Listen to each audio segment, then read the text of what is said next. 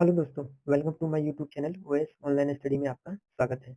आज की इस वीडियो में हम लोग देखेंगे साइंस और एनवायरनमेंट के प्रीवियस ईयर में पूछे गए महत्वपूर्ण प्रश्न जो आने वाले एग्जाम के लिए बेहद महत्वपूर्ण है। तो अगर वीडियो अच्छा लगे तो लाइक कीजिएगा और सब्सक्राइब करना न भूलिएगा। चलिए वीडियो स्टार्ट करते हैं। आज का हमारा पहला प्रश्न है, पृथ्वी का विशालतम पारिस्थितिकी तंत्र कौन सा है? Option A biome, option B जलमंडल, ऑप्शन सी स्थलमंडल, ऑप्शन डी जीवमंडल। इसका सही जवाब हो जाएगा ऑप्शन बी जलमंडल। देखिए, जलमंडल यानी पानी से जुड़ा तंत्र जिसमें समुद्र, झीलें, नदियां और भूमिगत जल शामिल है। यह सबसे बड़ा पारिस्थितिकी तंत्र है क्योंकि पृथ्वी का लगभग 71% भाग जल से ढका है। चलिए बढ़ते हैं अगले प्रश्न की ओर। अगला प्रश्न है, निम्नलिखित में से कौन सा कृत्रिम पारिस्थितिकी तंत्र है?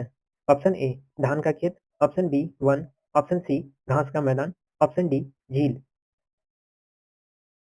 इसका सही जवाब हो जाएगा ऑप्शन सी घास का मैदान। देखिए, कृत्रिम पारिस्थितिकी तंत्र वो होता है जिसमें मानव बनाते हैं और नियंत्रण करता है, जैसे खेत, एक्वेरियम या बगीचा।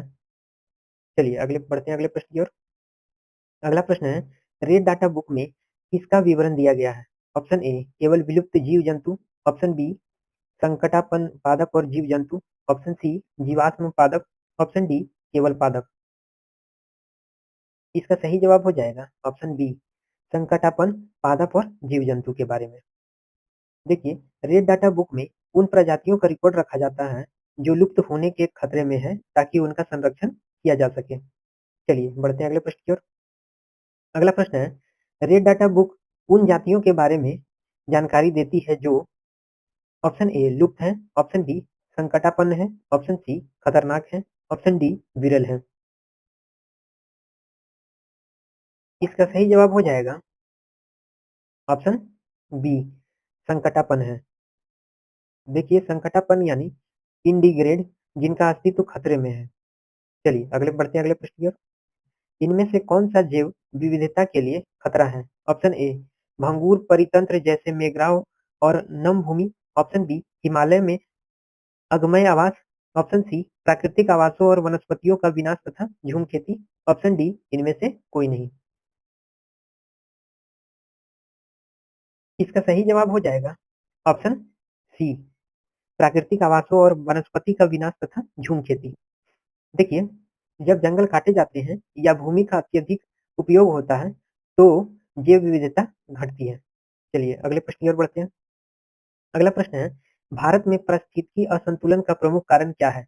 ऑप्शन ए वनोन्मूलन, ऑप्शन बी मरुस्थलीकरण, ऑप्शन सी बाढ़ एवं अकाल, ऑप्शन डी वर्षा की परिवर्तनशीलता। इसका सही जवाब हो जाएगा ऑप्शन ए वनोन्मूलन। देखिए, पेड़ों की कटाई से पर्यावरणीय संतुलन बिगड़ता है जिससे जलवायु परिवर्तन और मिट्टी संक्षरण जैसी समस्याएं बढ़ती हैं। चलिए बढ़ते हैं अगले प्रश्न की ओर। अगला प्रश्न है, ताल पारिस्थितिकी तंत्र की स्थिरता निर्भर करती है। ऑप्शन ए सूक्ष्म जीवों और मछलियों पर, ऑप्शन बी सूक्ष्म जीवों और प्राणीलवकों पर, ऑप्शन सी मछलियों और सरीसृपों पर, ऑप्शन डी उत्पादकों और उपभोक्ताओं पर। इसका सही जवाब हो जाएगा ऑप्शन डी उत्पादकों और उपभोक्ताओं पर। देखिए, झील या तालाब में उत्पादक जैसे पौधे या शैवाल और उपभोक्ता जैसे मछलियां आदि का संतुलन ही पारिस्थितिकी स्थिर रखता है। चलिए बढ़ते हैं अगले प्रश्न की ओर। अगला प्रश्न है, प्रकृति के संतुलन को तय करने वाले प्रमुख कारक हैं। ऑप्शन ए मानव गतिविधियां, ऑप्शन बी रैबिट और आवास, ऑप्शन सी पर्यावरणीय परिस्थितियां, ऑप्शन डी उत्पादक एवं उपभोक्ता। इसका सही जवाब हो जाएगा ऑप्शन ए मानव गतिविधियां। देखिए, मनुष्य के कार्य जैसे जंगल काटना, प्रदूषण फैलाना या उद्योग बढ़ाना, ये सभी पर्यावरणीय संतुलन को प्रभावित करती है। चलिए अगले प्रश्न की ओर बढ़ते हैं। अगला प्रश्न है, निम्नलिखित में से किसे वैश्विक विरासत का वन माना जाता है? ऑप्शन ए उड़ीसा का नंदनकानन, ऑप्शन बी असम में कांजीरंगा, ऑप्शन सी पश्चिम बंगाल में सुंदरवन, ऑप्शन डी पश्चिम बंगाल में भारतीय वनस्पति उद्यान शिवपुर। इसका सही जवाब हो जाएगा ऑप्शन सी पश्चिम बंगाल में सुंदरवन। देखिए, सुंदरवन विश्व का सबसे बड़ा डेल्टा और मेघराव वन है जहां बंगाल टाइगर पाए जाते हैं। इसे यूनेस्को द्वारा वर्ल्ड हेरिटेज साइट भी घोषित किया गया है। चलिए अगले प्रश्न की ओर बढ़ते हैं। अगला प्रश्न है, सर्वाधिक जैव विविधता कहाँ पाई जाती है? ऑप्शन ए उष्णकटिबंधीय वर्षा वन, ऑप्शन बी शीतोष्णकटिबंधीय वन, ऑप्शन सी शंकुधारी वन, ऑप्शन डी उत्तर ध्रुवीय वन। इसका सही जवाब हो जाएगा ऑप्शन ए उष्णकटिबंधीय वर्षा वन। देखिए, भूमध्य रेखीय क्षेत्रों में वर्षा और तापमान अधिक होता है, इसलिए यहाँ पौधे और जीवों की विविधता सबसे अधिक होती है। चलिए बढ़ते हैं अगले प्रश्न की ओर। अगला प्रश्न है, कांजीरंगा किस लिए जाना जाता है? ऑप्शन ए एक सींग वाले गैंडे के लिए, ऑप्शन बी पक्षियों के लिए, ऑप्शन सी बाघ के लिए, ऑप्शन डी शेर के लिए। इसका सही जवाब हो जाएगा ऑप्शन ए गैंडे के लिए। देखिए, असम का कांजीरंगा राष्ट्रीय उद्यान एक सींग वाले गैंडे के लिए प्रसिद्ध है। चलिए बढ़ते हैं अगले प्रश्न की ओर। अगला प्रश्न है, पारिस्थितिकी तंत्र में तत्वों को के चक्रण को क्या कहा जाता है? ऑप्शन ए रासायनिक चक्र, ऑप्शन बी जैव भू रासायनिक चक्र, ऑप्शन सी भूवैज्ञानिक चक्र, ऑप्शन डी भू रासायनिक चक्र। इसका सही जवाब हो जाएगा ऑप्शन बी जैव भू रासायनिक चक्र। देखिए, यह वह प्रक्रिया है जिसमें तत्व जैसे कार्बन, नाइट्रोजन इत्यादि पर्यावरण के लिए जैविक और अजैविक भागों में घूमते रहते हैं। चलिए बढ़ते हैं अगले प्रश्न की ओर। अगला प्रश्न है, चिपको आंदोलन मुख्यतः किसके विरोध में था? ऑप्शन ए जल प्रदूषण के लिए, ऑप्शन बी वन कटाई के लिए, ऑप्शन सी ध्वनि प्रदूषण के लिए, ऑप्शन डी इनमें से कोई नहीं। इसका सही जवाब हो जाएगा ऑप्शन बी वन कटाई के लिए। देखिए, यह आंदोलन जो है 1973 ईस्वी में उत्तराखंड तब उत्तर प्रदेश में शुरू हुआ था। उस समय ग्रामीणों ने पेड़ों से चिपक कर कटाई को रोक दिया था। चलिए बढ़ते हैं अगले प्रश्न की ओर। अगला प्रश्न है, इको मार्क उन भारतीय उत्पादकों को दिया जाता है जो शुद्ध एवं मिलावट रहित हो। ऑप्शन बी पर्यावरण के प्रति मैत्रीपूर्ण हो, ऑप्शन सी प्रोटीन समृद्ध हो, ऑप्शन डी आर्थिक रूप से मजबूत हो। इसका सही जवाब हो जाएगा ऑप्शन बी पर्यावरण के प्रति मैत्रीपूर्ण हो। देखिए, भारत सरकार पर्यावरण अनुकूल उत्पादकों को इको मार्क चिन्ह देती है, जैसे रिसाइकल योग्य और प्रदूषण रहित वस्तुएं हो। चलिए बढ़ते अगले प्रश्न की ओर।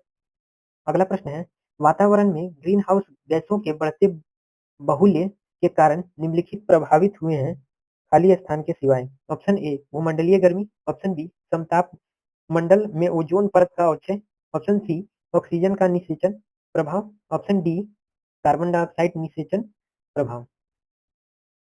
इसका सही जवाब हो जाएगा ऑप्शन सी ऑक्सीजन निषेचन प्रभाव। देखिए, ग्रीन हाउस गैस तापमान बढ़ाती है, लेकिन ऑक्सीजन की मात्रा पर सीधे असर नहीं डालती है। चलिए बढ़ते अगले प्रश्न की ओर। अगला प्रश्न है, ओजोन इतनी सांद्रता पर गंभीर फुफ्फुसीय शोफ उत्पन्न करके मानव स्वास्थ्य को प्रभावित करता है। Option A 0.2 ppm, option B 0.3 ppm, option C 9.0 ppm, option D 3.0 ppm। इसका सही जवाब हो जाएगा ऑप्शन सी 0.9 सॉरी 9.0 ppm। देखिए, अधिक मात्रा में ओजोन सांस की बीमारी, खांसी और फेफड़े की सूजन जैसी समस्याएं पैदा कर सकती है। चलिए बढ़ते हैं अगले प्रश्न की ओर। अगला प्रश्न है, विश्व का सबसे अधिक तेजी से बढ़ने वाला जल पादप कौन सा है? Option A water chestnut, option B Amazon जल नालिनी, ऑप्शन सी जल हायसिंथ, ऑप्शन सी जल हायसिंथ, यूट्रिकुलेरिया। इसका सही जवाब हो जाएगा ऑप्शन सी जल हायसिंथ। इसे इसे टेरियर ऑफ बंगाल भी कहा जाता है, क्योंकि यह पानी की सतह को ढककर जल जीवों के लिए ऑक्सीजन की कमी पैदा करता है। चलिए अगले प्रश्न की ओर बढ़ते हैं। अगला प्रश्न है, निम्नलिखित में से किस कार्य से पारिस्थितिकी संतुलन बिगड़ता है? ऑप्शन ए लकड़ी काटने से, ऑप्शन बी सामाजिक वानिकी से, ऑप्शन सी वन महोत्सव से, ऑप्शन डी वन रोपण से। इसका सही जवाब हो जाएगा ऑप्शन ए लकड़ी काटने से। देखिए, पेड़ों की अनाधुन कटाई से वर्षा कम होती है और पर्यावरणीय असंतुलन पैदा होता है। चलिए बढ़ते हैं अगले प्रश्न की ओर। अगला प्रश्न है, यदि विश्व के सभी पादप मर जाते हैं तो सभी पशु भी इसी इसकी कमी के कारण मर जाएंगे। ऑप्शन ए आश्रय स्थान, ऑप्शन बी शीतल वायु, ऑप्शन सी भोजन, ऑप्शन डी ऑक्सीजन। इसका सही जवाब हो जाएगा ऑप्शन डी ऑक्सीजन के कारण। देखिए, पौधे प्रकाश संश्लेषण के दौरान ऑक्सीजन छोड़ते हैं, जो हम सभी जीवों के लिए जीवनदायी है। चलिए बढ़ते हैं अगले प्रश्न की ओर।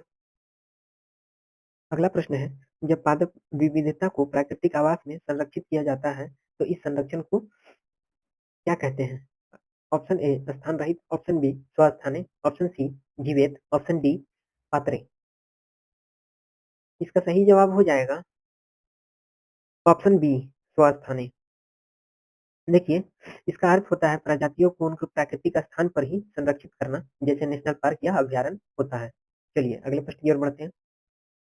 अगला प्रश्न है, चारण आहार श्रृंखला के आधार तल में कौन सा जीव होता है? ऑप्शन ए उत्पादक, ऑप्शन बी शाकाहारी, ऑप्शन सी मांसाहारी, ऑप्शन डी अपघटक। इसका सही जवाब हो जाएगा ऑप्शन ए उत्पादक। देखिए, खाद्य श्रृंखला की शुरुआत हमेशा पौधे से ही होती है, क्योंकि वे सूर्य सूर्य के प्रकाश से ही भोजन बनाते हैं। चलिए बढ़ते हैं अगले प्रश्न की ओर।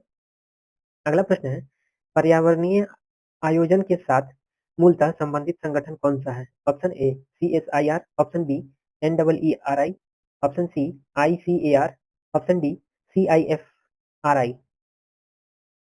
इसका सही जवाब हो जाएगा ऑप्शन बी NEERI, जिसका फुल फॉर्म होता है national environment engineering research institute, जो नागपुर में स्थित है।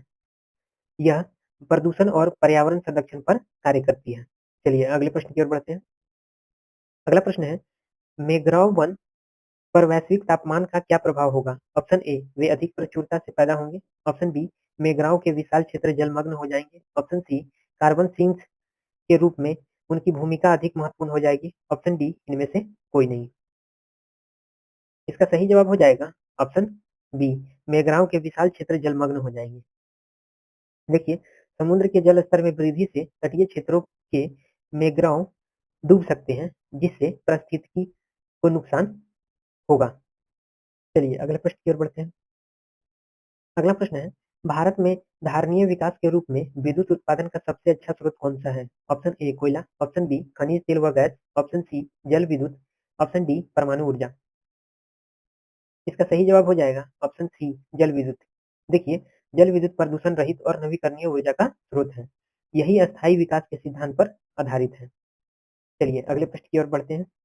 अगला प्रश्न है, धारणीय विकास जिनके उपयोग के संदर्भ में अंतर पीढ़ीगत संवेदनशीलता का विषय है। ऑप्शन ए प्राकृतिक संसाधन, ऑप्शन बी सामाजिक संसाधन, ऑप्शन सी औद्योगिक संसाधन, ऑप्शन डी भौतिक संसाधन। इसका सही जवाब हो जाएगा ऑप्शन ए प्राकृतिक संसाधन। देखिए, सस्टेनेबल डेवलपमेंट का अर्थ होता है संसाधनों का उपयोग इस तरह करें कि भविष्य की पीढ़ियां भी उनका लाभ ले सके। चलिए आज के लिए इतना ही। अगर वीडियो अच्छा लगा हो तो चैनल को सब्सक्राइब करें और वीडियो को लाइक करें, और कमेंट में अपना स्कोर बताइए कि आपने कितने प्रश्न सही किए। तो चलिए मिलते हैं अगले वीडियो में, तब तक के लिए जय हिंद।